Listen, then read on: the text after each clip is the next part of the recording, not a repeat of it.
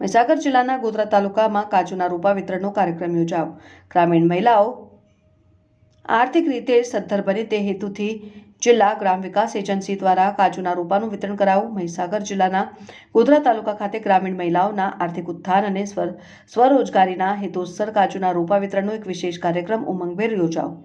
જિલ્લા ગ્રામ વિકાસ એજન્સી નિયામક શ્રીમતી ચંદ્રિકાબેન ભાભોર અને તાલુકા પંચાયત પ્રમુખ શ્રી જગદીશભાઈ બારિયાના અધ્યક્ષસ્થાને કાર્યક્રમનું આયોજન કરાયું।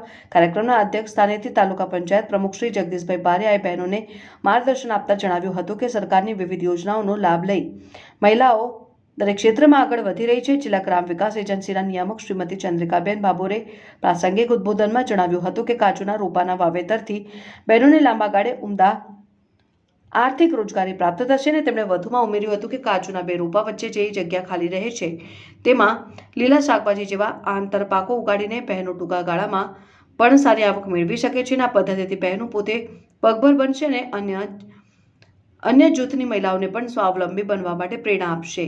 કાર્યક્રમના અંતિમ ચરણમાં મહાનુભાવો દ્વારા કાજુના રોપા ભરેલા ટેમ્પાને લીલી ઝંડી આપીને વિવિધ ગ્રામ્ય વિસ્તારોમાં વિતરણ અર્થે રવાના કરવામાં આવ્યો હતો। ત્યારબાદ મહાનુભાવોએ સ્વસહાય જૂથની બહેનોના ખેતરની મુલાકાત લીધી અને તેમના હસ્તે કાજુના રોપાનું પ્રત્યક્ષ વાવેતર કરીને આ અભિયાનનો પ્રારંભ કરાવ્યો હતો। આ પહેલથી ગોધરા તાલુકાની ગ્રામીણ બહેનોમાં ખુશીની લહેર જોવા મળી હતી। તેઓએ આર્થિક રીતે સદ્ધર બનવાનો મક્કમ નિર્ધાર વ્યક્ત કર્યો હતો।